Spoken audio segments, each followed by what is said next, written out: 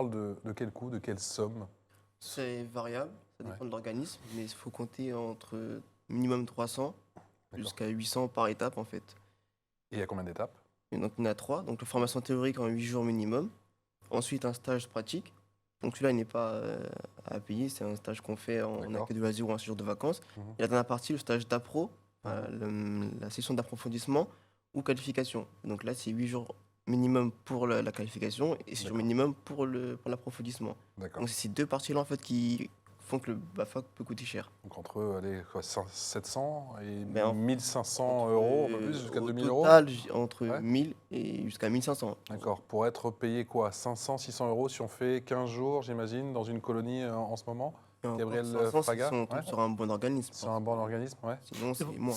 C'est vrai que le sujet aujourd'hui de l'animation et de la pénurie, il est lié bien entendu forcément à la valorisation salariale. C'est une évidence de le rappeler. Ce n'est pas que ça, c'est aussi le sujet, on en parlait il y a quelques instants, de la professionnalisation, c'est-à-dire voilà, est-ce que le BAFA aujourd'hui permet d'avoir une valorisation reconnue du métier?